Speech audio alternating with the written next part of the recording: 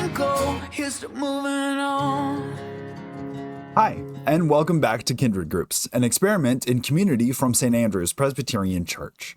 I'm the Reverend A.J. Ochart, he, him. Forgiveness is hard, y'all. It can be a difficult process to go through sometimes, but it's a much healthier way to live than to hold on to pain and resentment. Forgiveness is the natural process that comes from feeling, lamenting, and releasing the pain and hurt you experience rather than suppressing it and letting resentment build up around it like a scab. Forgiveness is an internal processing of the pain and the hurt that someone else has caused us or that we have caused ourselves. Many times, forgiveness is confused with reconciliation. Reconciliation is an outward relational task, a renegotiation of the relational expectations between two or more people to be mutually life-giving. These two are distinct but connected sequential processes. We'll be talking about reconciliation next week. This week, we're focusing on the forgiveness side of things. I have had a challenging relationship with my father. For a while, I carried a lot of resentment towards him for things he had done and for the things left undone. I was frustrated because it felt like he never takes responsibility for his own actions and bends the truth so that he never looks bad. Eventually, however, I finally realized that the resentment that I carried was making me miserable and wasn't really affecting him at all.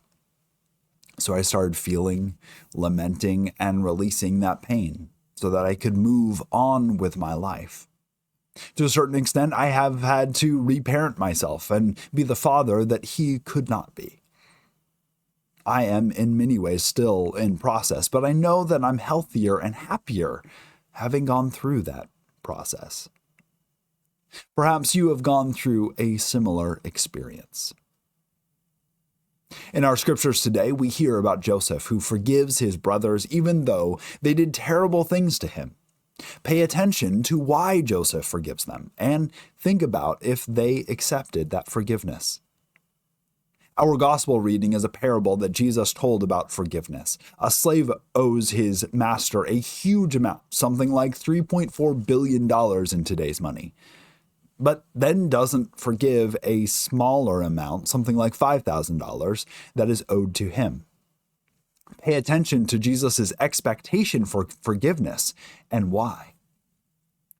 The epistle is the next section of the book of Romans after the one we read last week, exploring the early disagreements about meat sacrificed to idols and what day to worship on. Paul asks believers to respect each other's differences and not to cause others to stumble. Your discussion will explore more about the internal task of forgiving and some of the challenges that go along with it.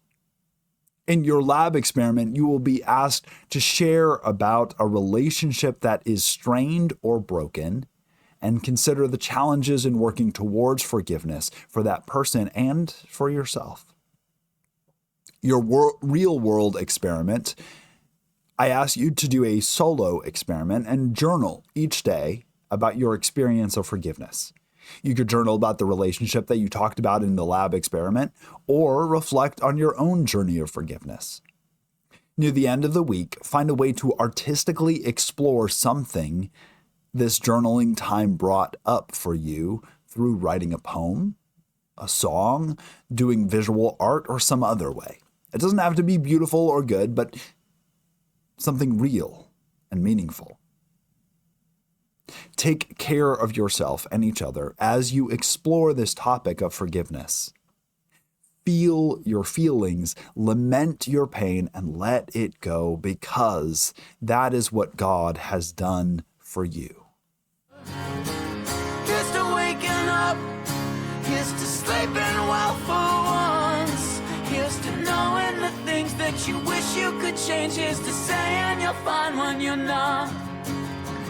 Here's to being right. Here's to being wrong. Here's to letting go. Here's to moving on.